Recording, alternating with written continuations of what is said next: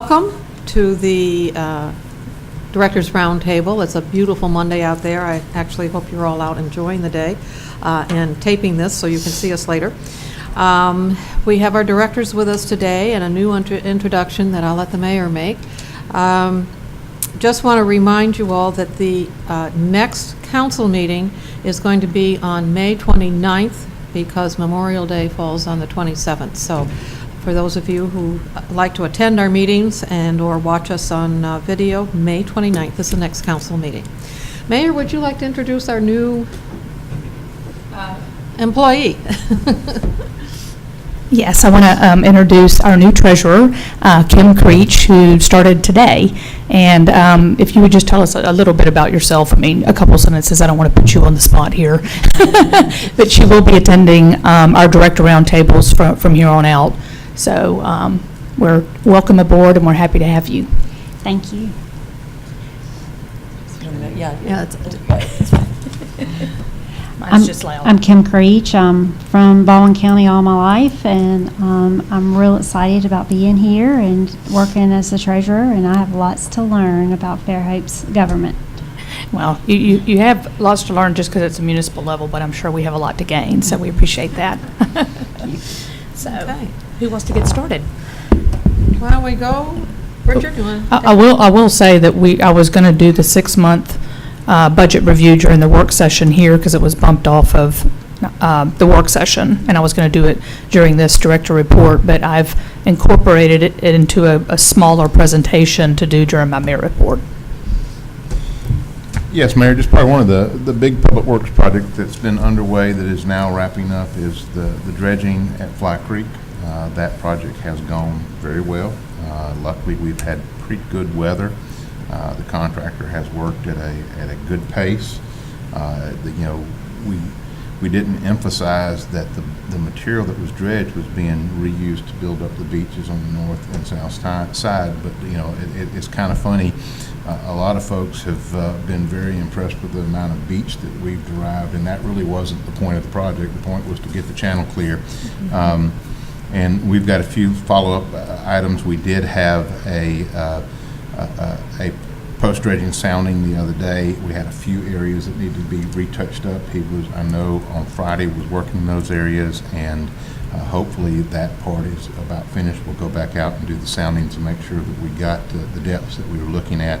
But that's been a good project, and I want to reiterate that it sure does make life easier when you end up with a bunch of good partners. The Fairhope Yacht Club has been a big partner. They're paying half of the cost of dredging, and they have been a good support team with us as a partner, as well as, of course, we have Fairhope Docks, which is a partner, and Sean has been our marina manager, has been the man on the scene, has dealt with the day in and day out and getting information to Coast Guard and things like that. So it's been a good team effort, and looking forward to a successful wrap up of that project. It's on budget and on time. Yes, on budget, on time. That's always a good thing, especially with the new treasurer, because she would get upset if she doesn't care about the time, but the budget part's important. The other that I'm excited to announce, we've talked about TAP grants. We have 2 out there that are approved and funded that we've been under design. Just before I left the office to come here, we got our notice of approval to advertise. That's the final step for the County Road 13 sidewalks that will run from the Sedgefield neighborhood north of Twin Beach all the way into the Fairhope Soccer Complex, as well as turn up Manley Road. So we're excited about that. I'm hoping this is a good omen that the other TAP project out there, which is segments of sidewalks on Manley and on Twin Beach, is forthcoming as well, because my goal was to have both those projects under construction for the summer, with at least to be finishing them up when school starts back in late August. So we're excited about that, and those are, people really appreciate sidewalks projects. We've got also the single tax is working on Morphe right now, completing the link there, between County Road 13 and Booth Road, Thompson Hall Road. I always get those confused. But so we're adding sidewalks to inventory, and we're excited about those projects. Also, and I wish we'd brought a picture, We have an artist that has donated a sculpture, which has been discussed in these meetings before, called the Cattail Sculpture. There was a consensus that the roundabout at County Road 13 in Gayfer Avenue was a great setting for that sculpture. It's pretty large scale. It's about 16 feet diameter, about 30 feet tall. Can I tell the funny story real quick about Paul?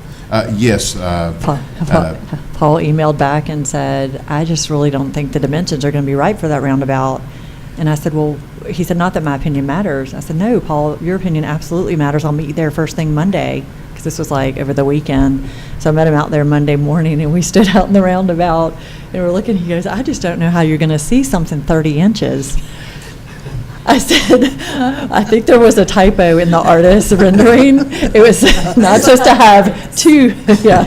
Yeah, the artist meant it because the picture has a man standing in it, so you have a respective scale. And it said the diameter was 16 foot, but the height of the cattails were 30 inches instead of 30 feet. And so Paul was worried that no one's ever going to see it. It's only that tall. So It's all about the detail. It was hysterical. So I know we've been working on the shipping of that, and we're going to get that placed as soon as it arrives. So that's one of those things, that's kind of an entryway to Fairhope on the north side there, and I think it will be the roundabout's already a very nice aesthetic statement, but I think that's just going to be kind of a feather in the cap there. So we're excited about that. Big issues that we're pushing on right now in Public Works is Fairhope docks and the replacement of the bulkheads. That's the next project we're trying to get out.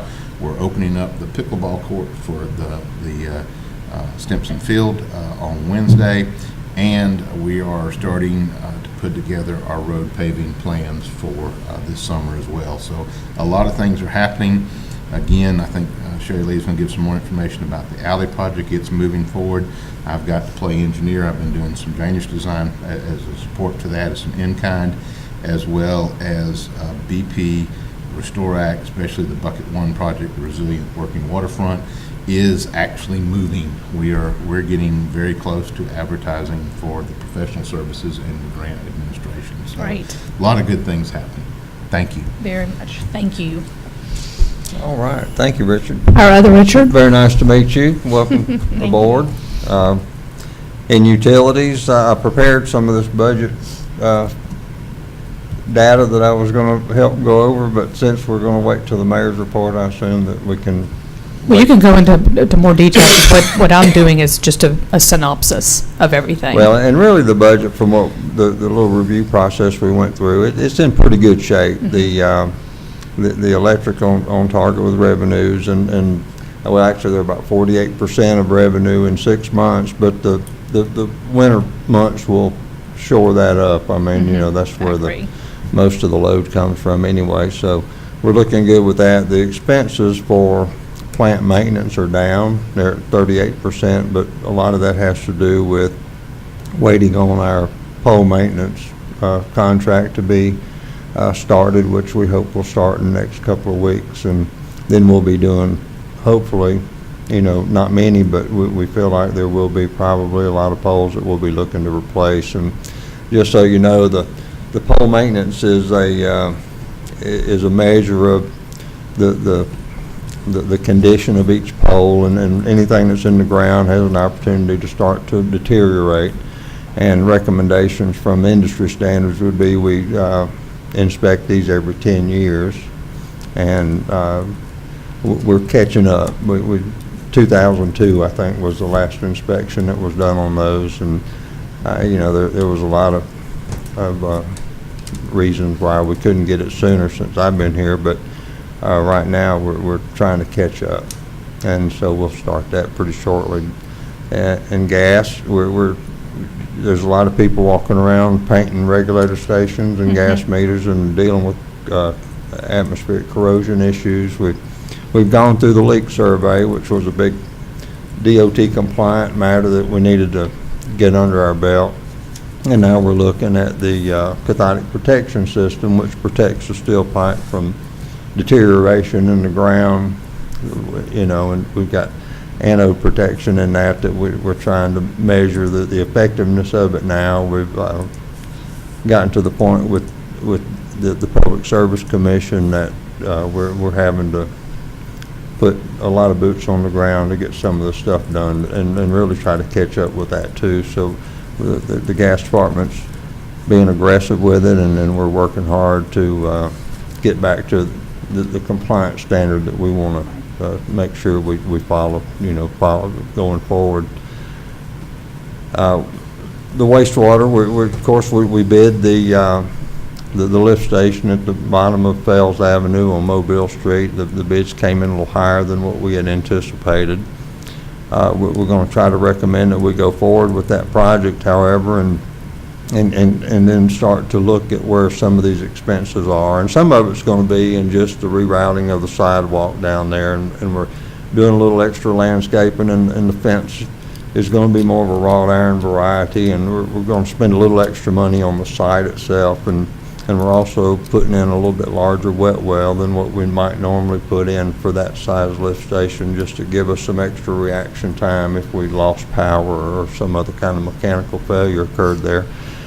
So, but we are going to start looking at where we can trim cost and lift station design as we go forward, because we feel like there's going to be a lot of different opportunities within the system to make improvements with the lift stations, as well as some of the force main extensions we'll be putting into. So we're excited about getting that started.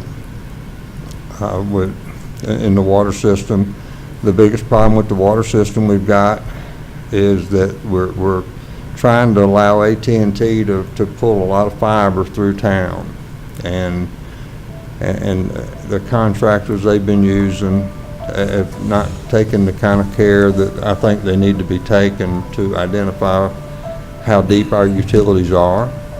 And so in the process of putting in these fiber conduits, they have busted several water mains and several services just in the last couple of weeks. And we have, can I get that for you, man? But anyway, we have shut that contractor down over the weekend from having damaged one service on Friday afternoon and then another service Saturday morning, and we're working with AT&T now, who really subs that work out to hold that contractor to a higher standard. And our next step, from what I'm going to be doing, is working with the State Licensed Contracting Board, and we're going to try to find out what they can do to put this contractor on notice that he has some obligations in terms of protecting our facilities that he's not meeting, and we're going to expect him to do that.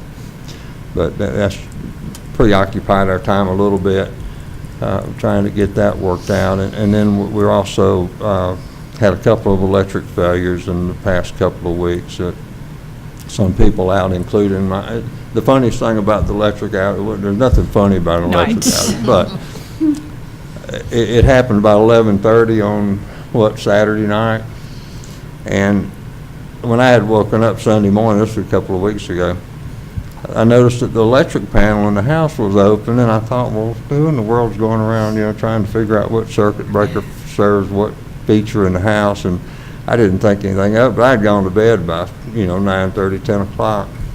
And so I said, what happened to the electric last night? Because the stove was in a different time zone, and they said, well, power was out for about 3 hours last night.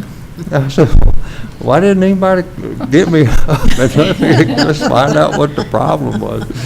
But of course our operators did a great job of handling that situation. And then we recently, with this lightning storm of this past weekend, we had another issue at another substation. So all of that comes together to say that the substation improvement projects that we're working on are,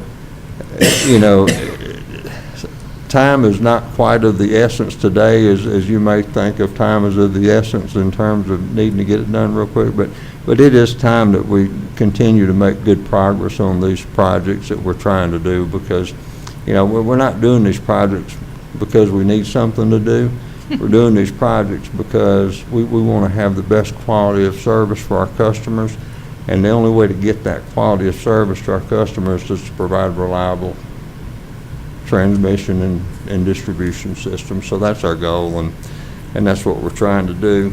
And the substation project, we've got, and Richard's been helping with the drainage part of it. We've got the site plan laid out now to where we feel like we can start looking at getting some prices in for that contract. And that'll be a big part of where the bigger, newer substation will be. It'll be at the corner of Nichols and Young, and it'll replace the one at Nichols and Young on the northeast corner, and this one will be on the northwest corner, and then it'll replace the older substation on Church Street.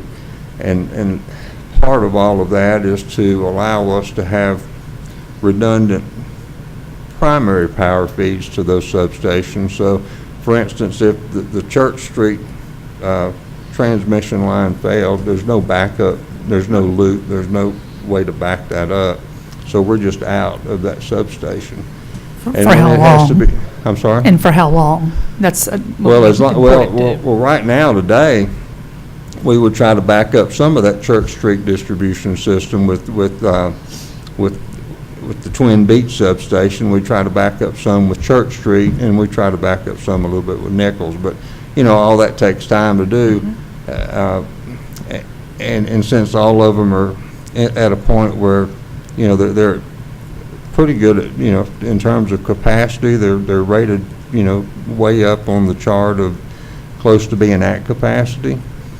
And so when you try to spread those loads out with substations that are already, pumping out as much as they can and what they're designed for, then you start to be concerned about how much extra can they take.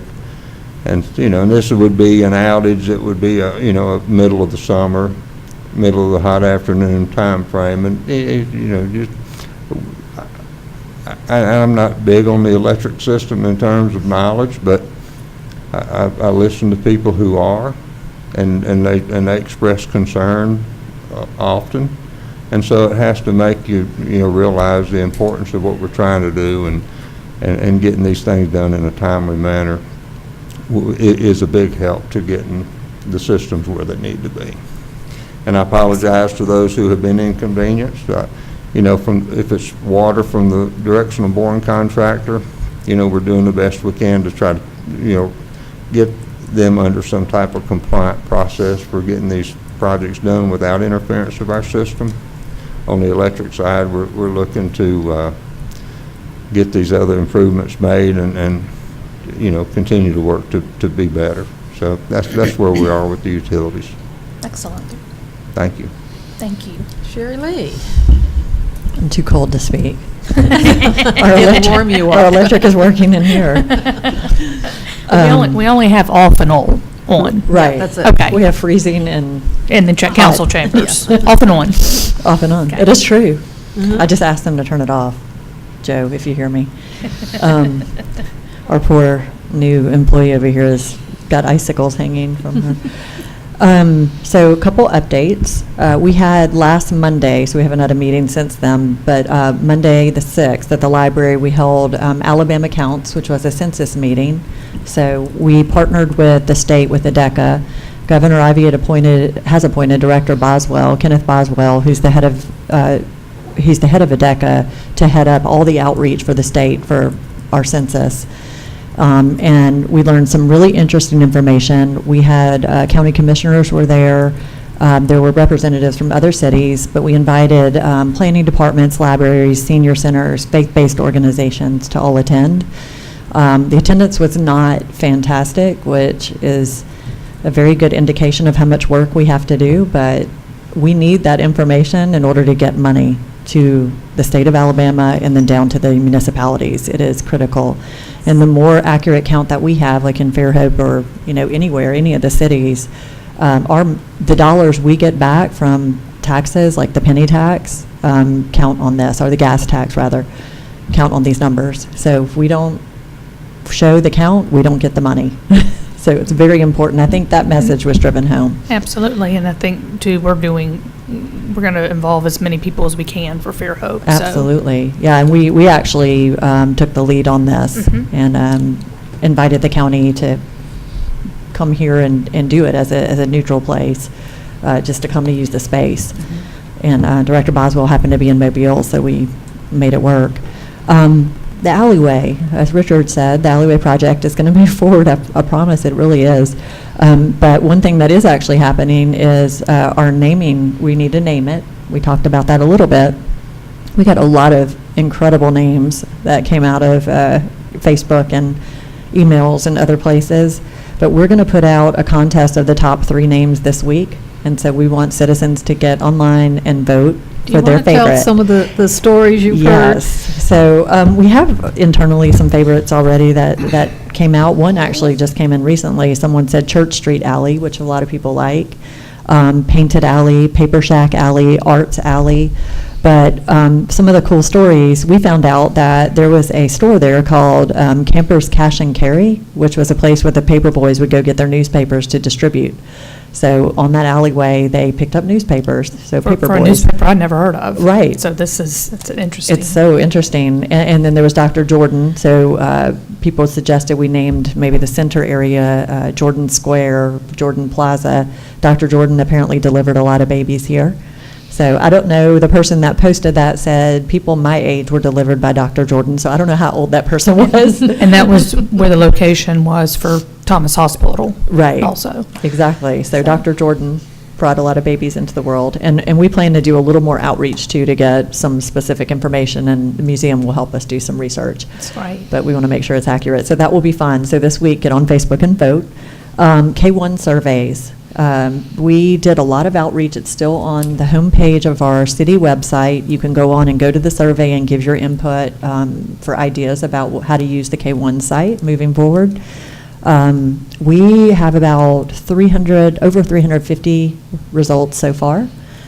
We will report those results out in some way, and Mayor, I'm going to look to you for some direction on how you want to do that, because I know we also have some ideas on the way the site could be used spatially. So we had an architect donate his time to just kind of tell us, here's the amount of space you have, and here's how much you can fit. And he came to us. That's so right, he it's came really to us. just about ideas. Yes. To keep the wheels spinning. Completely pro bono. He took input that the citizens gave and put it in spatial terms so we can see what all can fit there. And it was a really eye-opening experience, at least for me, because really was. I would think, It's- 2 things can property is fit, enormous. but it is more than I thought could fit. We have a meeting. I have 2 more things. One is a Thursday at 6:30 at Rotary Youth. We have a meeting to talk about the Young Street Community Park Master Plan. Christian Preuss is working with us on creating this master plan. It's really an opportunity for citizens to give input to that park. This will be a long-term sort of staged implementation, but Using the whole property. Using that whole just property. really getting feedback from really the study that was done early on. with the community. With the community for the South Fairhope Community Action Plan. And what we heard was the community that lives in the South Fairhope area really use that property frequently after church on Sundays and for events and things. And because of the fencing that's gone around it, it was no one's intention to block the community off, but they felt like they were blocked from the property, and now we're trying to open it back up. It's one of the things they asked for. And put some really cool things there that we don't have anywhere else in the city. So that's exciting. And that's happening Thursday, so we'll have something online for people to look at there. And the last thing is we have another film coming, a much smaller film, and it's coming in June, and it's called I Believe, based on a country music hit song that apparently took the world by storm, called I Believe, which I hadn't heard, but now I have. I've listened to it. It's a great song. It's a great song, and a lot of people are talking about it. It's a Christian film, and they have some stars. You can Google it and see who they are, because I don't really know them yet. But yeah, there are a few stars. It'll be a low-impact film. It'll go before council at not this meeting, but the next meeting for approval. Right. That's it. That's awesome. Okay, before we go on to the mayor. Okay. And her report, as the mayor mentioned, that Kim will be joining us in our roundtable, and we'll have Jill dropping in from time to time, as much as she hates to speak publicly.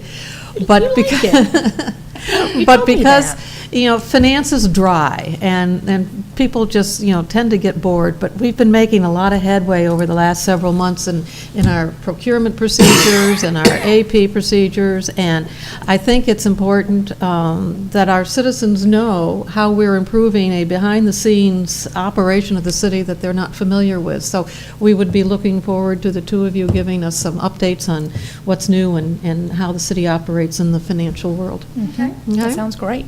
Yes.